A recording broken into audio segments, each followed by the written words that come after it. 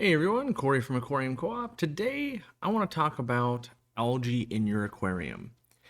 We've talked about it for 10 plus years on YouTube. It's a problem that plagues everybody. It's the number one issue people have. And so I want to give tips and tricks and all of those things to maybe prevent it and what you're actually dealing with and all of that. And not so much, I have this specific algae, what is the silver bullet?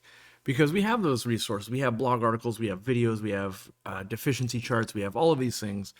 And you can already utilize that, but people still kind of like scratch their head and go, well, I maybe it's not working for me. So the first thing I want to get across is algae is always going to be there. You can't prevent it from getting into your aquarium. A lot of people say, well, I treat my plants when I order them. I bleach dip them, I salt dip them, I alum dip them, I do this, I do that. And the reality is you just can't prevent it. And even if you could sterilize the living plant before you brought into your aquarium, you're still going to get algae. And to demonstrate that, if you've ever had a house plant, or just even a glass of water, or a dish, or a bucket outside, any of this, with water and light, you will grow algae. That's just how the world works.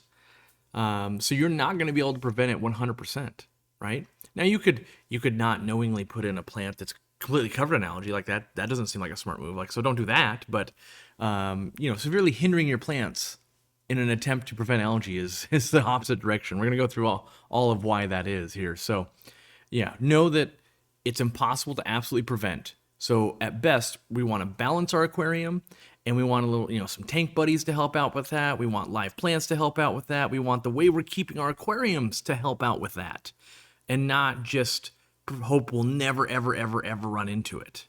So the first tip that I have is put your light on a timer. If it doesn't come with a timer already built into the light, or it's not reliable, or when the power blinks, it doesn't remember that setting, any of that, get yourself a Casa Wi-Fi timer. We sell these. You can use analog ones. It doesn't really matter. I don't like the analog ones because they lose their setting when the power goes out, right? You got to reset the time. These Casa Wi-Fi timers, they work with your phone. Anywhere in the world, I can turn it on and off. If I'm, vacationing and someone's got to feed my fish, I can turn it on. But the important part is, even when the power goes out, it remembers the setting. And so when the power comes back on, it accounts for daylight savings, all of the things you need it to do for like $17, right? Real easy. And if you got multiple lights, you can plug in a power adapter, not a power adapter, a power strip, and plug in multiple lights. Easy peasy, super good. Even if you run a CO2 system, you can plug that into same system. And what that'll do is that will get rid of the variance of, oops, I forgot to turn the light off last night. Oops, it stayed on for 3 days. Or, oh, today it was 14 hours. Tomorrow it's 8. The next day it's 7. The next day it's 22 hours.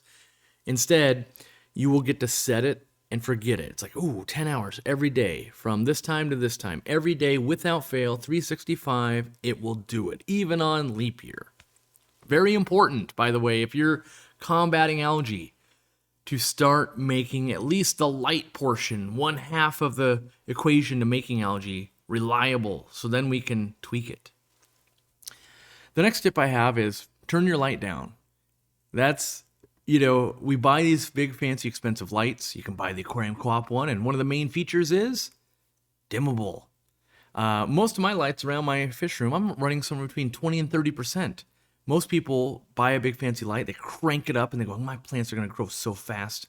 And they will. If you do everything just right, they will. And that aquascaping tank that won the best aquascape in the world had really bright lights, and it did. And it had someone that devoted 10 hours a day just to that aquarium, picking out every little piece of algae, making a picture-perfect thing to win a competition.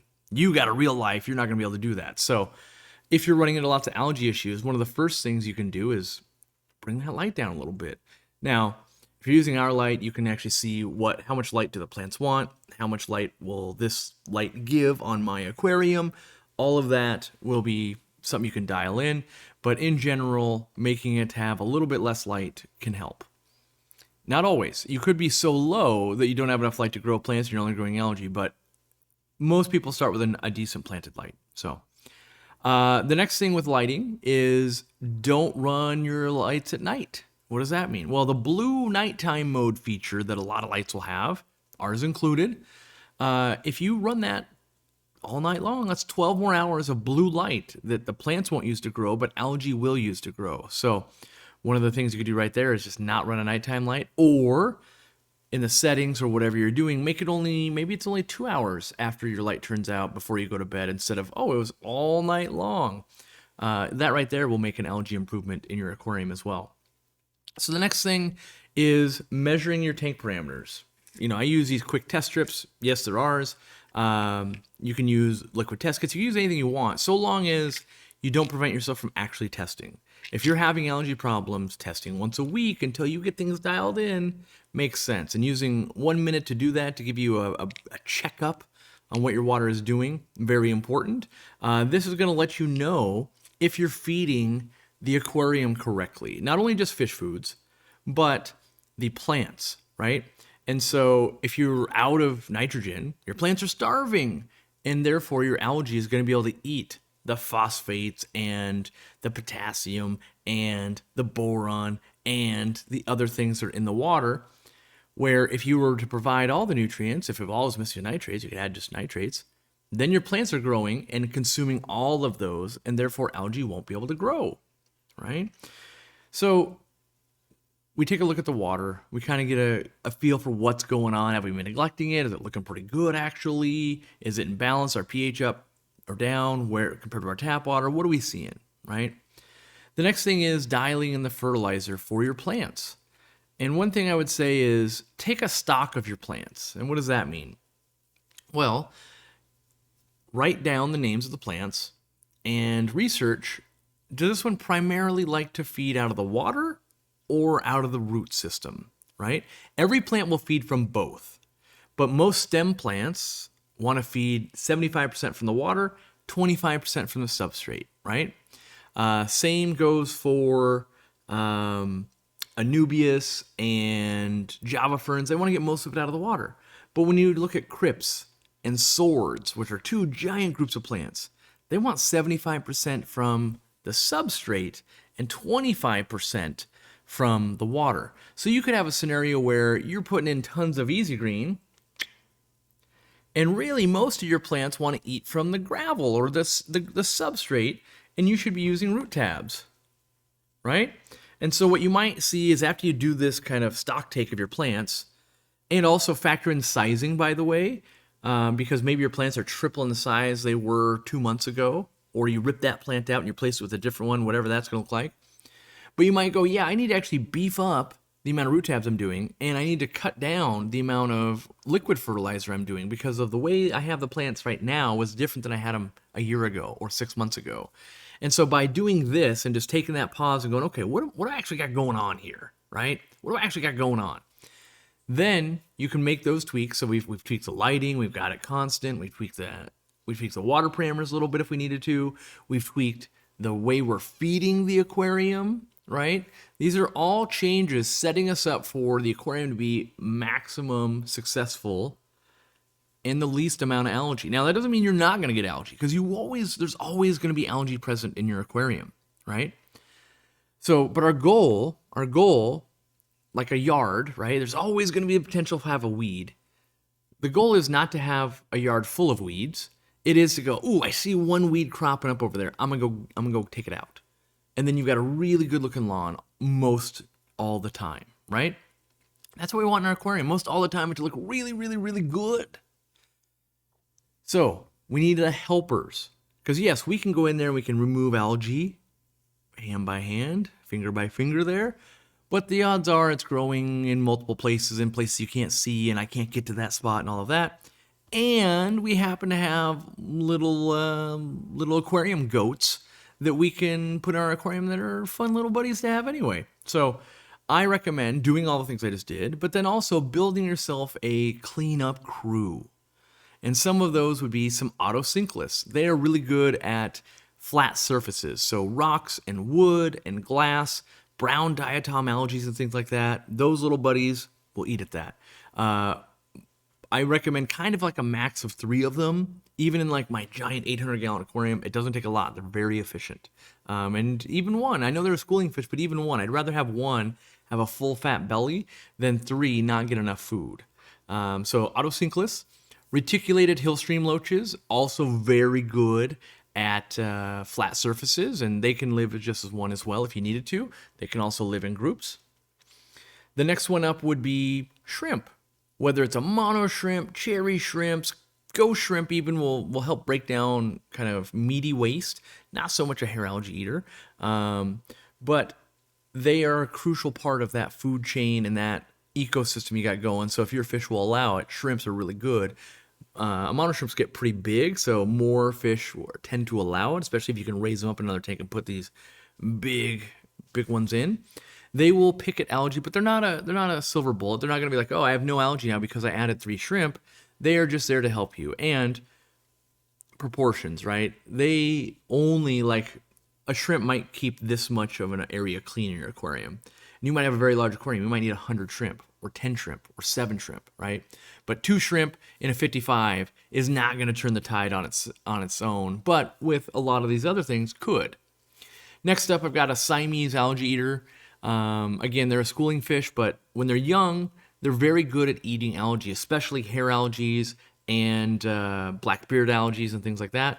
As they get bigger, they tend to want to eat more meat and not as much algae. So you usually get somewhere between 1 and 3 of those for your aquarium, and you could rent them. And what I mean by that is maybe when they get big, you give them back to the pet store and you buy some new young ones and keep that kind of cycle going, because there's always people that have bigger ones or bigger tanks that need bigger fish like that.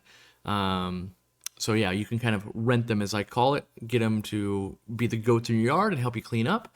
Also, when you're doing this, sometimes it really helps to not feed as much.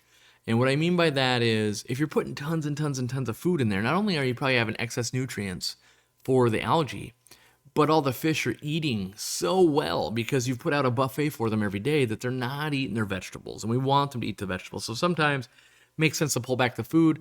And when you lighten up the food, sometimes you'll even see normal fish, like this fish you were keeping anyway, start to pick at the algae, which is great. Another one, snails. Yes, snails, which a lot of people, oh, they eat plants. Only some do. In fact, the minority of them do. Most snails are very good at cleaning up algae and leftover food and any plant leaves that are dying. If you have a plant leaf that are dying, that's rotting and going to make algae. Or you can feed it to that snail and it'll eat it for you and keep it from becoming more algae. And then when he runs out of that leaf, he's going to go back to algae patrol. So keeping healthy plants will keep your snails off of that, and it's going to actually help keep algae at bay. So again, another thing we don't really want to eliminate when we're bringing plants into our aquariums. So there's plenty more fish like a rosy barb and balloon mollies or normal mollies. There's lots of fish that will just eat algae in general. And the goal is for them to make up the gap between your skills at plant growing and managing your system to not have a lot of excess nutrients and an algae-free tank. They're there to make up that gap. And so the last thing I will leave you with is you need to give it time. And we're not talking days, we're talking weeks and months, because it takes a long time. You set out a glass of water in the sun. Tomorrow it's not filled with algae. Maybe it's 2 weeks from now. And 1 week it was like, oh, it might be a little bit of green to that. 2 weeks later, it's really green. 3 weeks later, it's green water plus green on the glass, right? And so what we need to develop the skills and the ecosystem to adapt to the changes, right? So if you turn down your light by 10% today, that's not going to have a dramatic effect today. It might over the next 6 months, right? If you get your light on a timer today, that doesn't fix your problem tomorrow, but it helps you prevent future problems, and it will probably retard the algae a little bit on the way there over the next 6 months. And so if we take all of these little tips that I've done, right, we're going to add a timer. We're going to reduce the light probably. We're going to analyze our plants and optimize the food for the plants, right? We're going to make sure our tank parameters are in line where they need to be, right? We're going to add some little buddies to help us. If each one of those does 10%, right? That's 50% better than we were over the next 2 or 3 months, right? And as some of that starts to work, other parts get more efficient. So, oh, we don't have that brown algae anymore. Well, those animals start eating the other type of algae. It's a problem. So you might even see like, well, I'm not even really making headway. But then one day you're gonna go, oh, I guess I don't have that anymore. And then you're gonna go, wow, they're really starting to attack this. And pretty soon you get to a point where, well, yeah, I've got a little bit of algae in that corner over there. I'm actually gonna use a toothbrush and fix that. And then I got this over here. And for the most part, my system's running pretty darn good. And then you'll add fish, and then your plant will grow, and then you'll change things, and it'll be a different season. You'll have to adapt a little bit. But that's actually how you keep an algae-free aquarium. It's not a chemical. It's not a silver bullet. It's not one fish. It's not one fix. Because you change any one thing about an aquarium, and something else will change. You need to make calculated decisions that will probably help go in the direction you want it to go. And through all of that, you are more likely to be where you want to be in 1, 3, 6 months than you are today by doing nothing, right?